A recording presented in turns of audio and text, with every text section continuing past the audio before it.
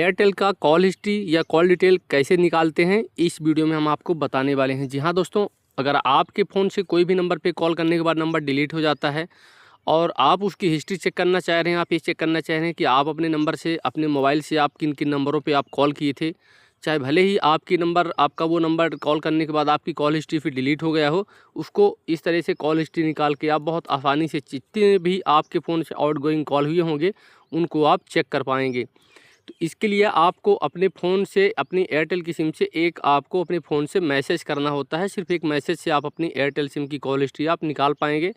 Airtel thank app वगैरह में कहीं पे भी आपको कॉल हिस्ट्री या कॉल डिटेल चेक करने का अब कोई भी ऑप्शन आपको वहाँ पे नहीं मिलता है। आपके पास सिर्फ एक ही तरीका है, एसएमएस के थ्रू आप कॉल हिस्ट्री अपनी एयरटेल सिम की आप निकाल पाएंगे। इसके लिए आपको अपनी एयरटेल की सिम से आपको एक मैसेज भेजना होता है 121 पे, 121 पे आपको एक मैसेज भेजना है। मैसेज में आपको कैपिटल लेटर में लिखना है EPREBILL प्रीबिल। इसके बाद स्पेस देख के जिस भी महीने की आपको कॉल हिस्ट्री चाहिए उस महीने का नाम आपको डालना है। महीने का नाम आपको कैपिटल लेटर में लिखना है, बड़े अक्षरों में। जैसे दिसंबर का चाहिए तो DEC डालेंगे, जनवरी का चाहिए तो JAN डालेंगे, मतलब फर्स्ट के 3 लेटर ही आपको डालने हैं, पूरा महीने का नाम आपको नहीं डालना है।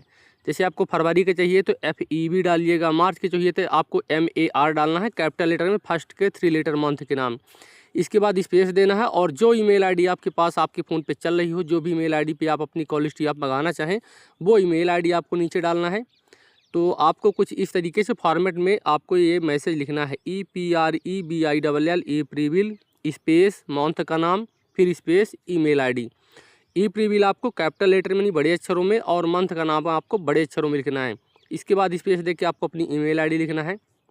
जो भी ईमेल आईडी आपके पास चल रही है वो ईमेल आईडी डालिए और इस मैसेज को आप यहाँ से सेंड कर दीजिए।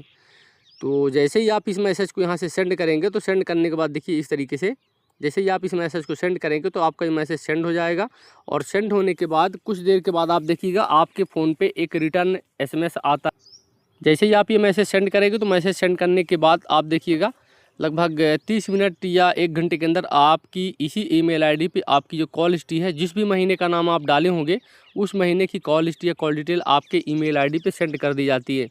आपको बता दूं, आप यहाँ पे महीने का नाम चेंज करके आप 6 महीने तक की कॉल हिस्ट्री आप निकाल सकते हैं। पिछले 6 महीने तक की कॉल हिस्ट्री आप चेक कर पाएंगे। करंट मंथ की कॉल हिस्ट्री नहीं निकलती है। करंट मंथ की कॉल हिस्ट्री निकालने के लिए आपको अगले मंथ में जाना होगा, तब आप इस महीने की कॉल हिस्ट्री आप निकाल पाएंगे। मतलब पिछले 1 महीने से लेकर 6 महीने तक की कॉल हिस्ट्री यहाँ पे आपको मिल जाती है।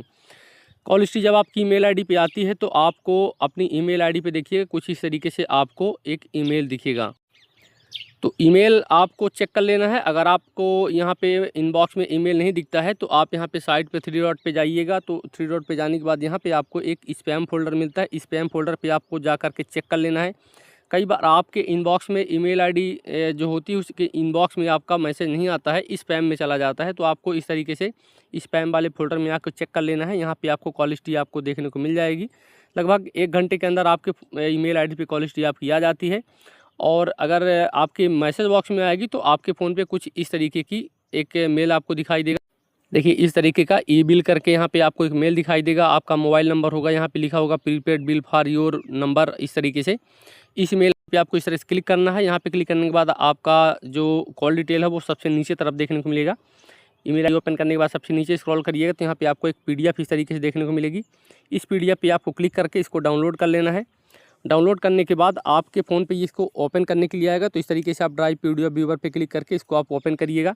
तो यहाँ पे आपसे पासवर्ड मांगेगा। तो यहाँ पे आपको एक मैसेज में भी आपको एक पासवर्ड 8 डिजिट का मिलता है। और अगर वो पासवर्ड आपके पास नहीं आया है तो मैं आपको बता देता हूँ यहाँ पे आपको पासवर्ड कैसे डालना है। आपने जिस सिम की आपने कॉल हिस्ट्री निकाली है वो सिम किसके नाम का है, जिसके नाम का वो सिम है उनका बर्थ ईयर आपको डालना है, सिर्फ साल डालना है। जैसे आपका बर्थ ईयर 1992 है तो आपको 92 डालना है। आपका बर्थ ईयर 1995 है तो 95 डालना है। सन 2000 है तो आपको 2000 डालना है। पूरी डेट ऑफ बर्थ आपको नहीं डालना, सिर्फ बर्थ का ईयर आपको डालना है। तो यहाँ पे आपको बर्थ का ईयर डालना है और फिर उसी मोबाइल नंबर के, जिस मोबाइल नंबर की आपने कॉल हिस्ट्री निकाली उसके लास्ट के 4 डिजिट आपको डालना है। तो जैसे हम यहाँ पे अपना बर्थ ईयर हमें इस तरीके से डाल देंगे और बर्थ ईयर डालने के बाद इस तरीके से अपना मोबाइल नंबर के आखिरी के 4 डिजिट डालेंगे। लास्ट के जो 4 डिजिट होते हैं मोबाइल नंबर के तो डालेंगे तो उसकी जो कॉल हिस्ट्री है की जो PDF है वो इस तरीके से ओपन हो जाएगी।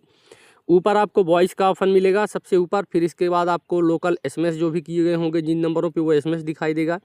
नीचे यहाँ पे आपको इंटरनेट का स्टेटमेंट देखने को मिलेगा। तो इस तरीके से आप अपने एयरटेल सिम की कॉल हिस्ट्री या कॉल डिटेल आप बहुत आसानी से आप अपने फ़ोन पे आप चेक कर सकते हैं।